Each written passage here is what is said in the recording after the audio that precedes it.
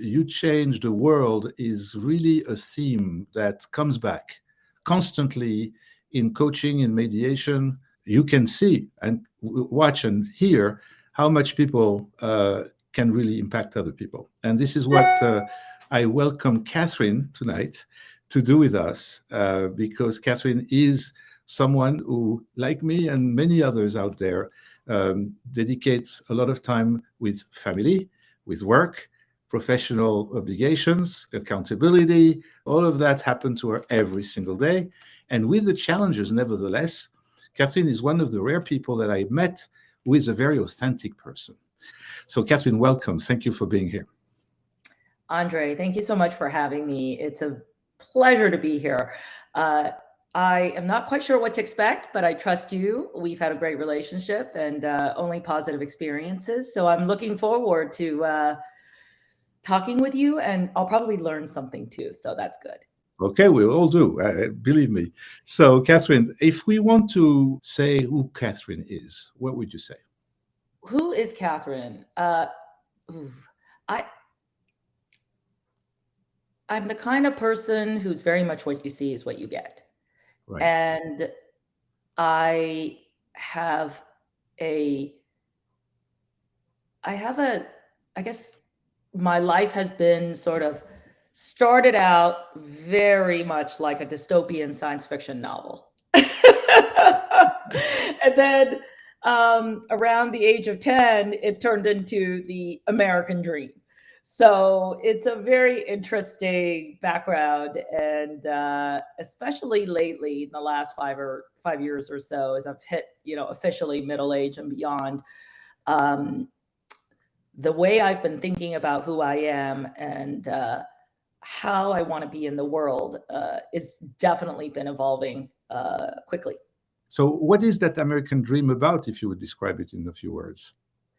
Well, for a long time, it was clear sailing. For a long time, it was everything I touched, whether it was work or relationships, family, romantic relationships, all of it. Work, I've already said work. Um, yeah, it just seemed like nothing could go wrong. Right. And that's pretty much how it was into my probably mid 30s. So, and then I think and me a little bit through our other conversations, and I've always been incredibly grateful for what I have, but I definitely come to really appreciate the what some people call the touchy feely, but I think you call it that connection, right? That emotional connection, that hey, this person feels what my soul feels. They've been there with me, and I started to realize how important that is. Oh, you're saying something really powerful here. So, who are the people that you're talking about? No, Well, no names. Just what, who are they in your circle? How could you define that circle of people that count for you? Andre, I that's a great question. It's anybody. I'm incredibly curious to the point of obnoxiousness. So my nickname is Curious Georgina for my husband because I always want to know why, right? Why Yes. does this happen? Why do they do this? What do people here do? And it's just one of those things. And I think for a long time, into my 30s and early 40s, you talk a lot about consciousness. And with the exception of that first 10 years of my life, I had this, I don't know, everything I touched uh, was just good. And Yes. so when you say the American dream, it's like, okay, husband, wonderful, helpful, great relationship, check. Children, boy and a girl, wonderful children. Okay. Yes. Despite my complaints, they're just great kids. My family, my extended family, my family that I have not seen in years in China, and reconnecting back with my ancestral land, the heritage there, and then just at work, I meet so many different people at work. I've been fortunate enough throughout my career to work in large organizations with the ability to interact and get to know lots of people from lots of different parts of the world. And it's strange because I'm sort of seen by those close to me as someone who's not very emotional. Right. But the emotions I started to feel when I saw that commonality, right? Whether it was in India or UK, in London or in France or Germany, we're all really similar. Yes. So can And you just elaborate a little bit on what you feel that you're similar? Because here what we're describing or focusing on a little bit is your relationships, like yeah, how they develop through that American dream, in other words, or American or not American, because you said you're worldly and you went around the world. What is it that is special about that circle? well, I think what's special is when we peel it all away and we peel all the cultural norms and the cultural sort of unspoken um, etiquette, what Yeah. you find is most people want the same thing. They want to have food on the table, a nice warm place to live. They want a good relationship with a spouse or a partner. And most of all, we all care a ton about our kids. Yes.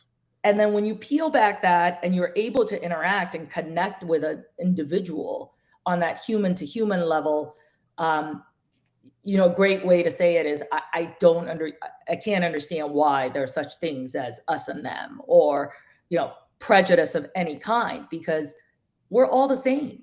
We all Yes. want the same things. And I think that the speed at which we work now, I've been in tech my whole life, so Yes. everything happens fast. Okay. Right. And I was just on the phone with someone earlier, and she said, "Oh, I've been in tech environments before. I know how fast things are." And I thought, not with a growth company like the one we're in that's growing 30% a year on 5 or 6 billion. That's unheard of. So I see myself and others getting sucked into that sort of perform standards of success, constant promotion, right? Nice house, nice car, the whole, I don't Yes. know, it's a facade. Right. Okay. But Yes. underneath it all, Yes. we all want the same thing. I talk to many of my friends and folks that I meet in my travels, and the number one goal for our children, all of us, is we want them to be happy.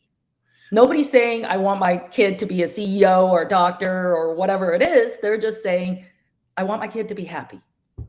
That's right. So developing or raising children would be about focusing on what they like, of what who they are, and facilitate, enable them to blossom and to be really themselves and really be happy that way. I think, Yeah, right? well, and it's interesting because raising children is kind of like leading a team. Oh yeah, oh yeah, oh yeah. There's a lot of similarities, right? Yes, And one of the things I had to learn early in my career when I became a leader was, hey, I can't behave the way I want to with anybody, right? That it's much more effective if I first assess, hey, what's Andre like? What's the best way to motivate him? What's the best way to get the best out of him? right. Right? And that was incredibly helpful as I started raising my own children, because I treat my two children very differently because they're so different. Right. So let's try to touch on something a little bit more, a little deeper. You say the title of this program is "You Change the World," as I said in the beginning, because I realize how many people do not connect with the fact that they change people's lives. So, if you could think of one person or one situation where you think you really changed someone's path, what would it be if you could remember? Hey, there surprisingly there is a situation. Right. Um, I don't think it's the only one, but it's the one I know of. And keep in mind, as I tell this small story, that you're talking to a person who, before the age of 35, was incredibly in tuned to the emotional climate around me and the individuals, but completely blind when it came to self awareness. All right. That's here's another So statement. Yes. Yeah. So, yeah, about 10 years ago, I was leading a really large team, a global team, all locations, every, kind of Europe, Asia, Middle East, of course, Americas. And this organization was super important to the company in terms of its basic operations. And so, because I had started, like everybody else, at the very bottom, or some people at least, they really resonated for me. Their experience resonated for me because I had that experience. And the only difference between me and them is I happened to be in the right place at the right time. So, the IQ wasn't any higher or lower, but the team was really downtrodden, right? Because they were so tied to the operations and because they had to do the work that essentially allow the company to actually report its financials for every quarter. Okay. It was a lot of work in a condensed period, and sometimes we would stay up 24 hours a day. And I really wanted to empower this team, knowing what they could do for the business. However, they were quite downtrodden. There was a variety of issues, right? Bad management, comp issues, all kinds of stuff. And I started talking very much around empowerment. And one of the things I said to the team in an all hands was, hey, we control our destinies. Yes. We can do what we want, right? Yes. Don't be limited to the box you think you have to fit into. Yes. These are our guiding principles. And as long as we are working for those guiding principles, then I don't see us going off course very much. And with our peers and colleagues across the globe, we have centuries of experience that we can tap into anytime. Okay. Yeah. And this was very much the theme for at least one fiscal year, if not more, right? Because the more I empower the team, the better they did. Okay. And so a few years later, I was still in the same company. And one of the ladies who was in the group in our Dublin office came up to me and said, Katherine, I want to thank you so much. I don't know if you're aware, but you really had a huge impact on me. I was in an abusive relationship. And after after all hands and just the general culture of the organization, I ended up leaving that abusive relationship because you said we can control our destiny. And I took that to heart and I was floored. No clue. No clue whatsoever. Well, we have a good sample of how you impact people and how your influence can really change. None of it is by design, right? I went with my instincts. I thought about it as, hey, if I'm this person, if I'm any person, how do I want to be treated? Yes, yes, and that's your incredible humanity and empathy that you have for people.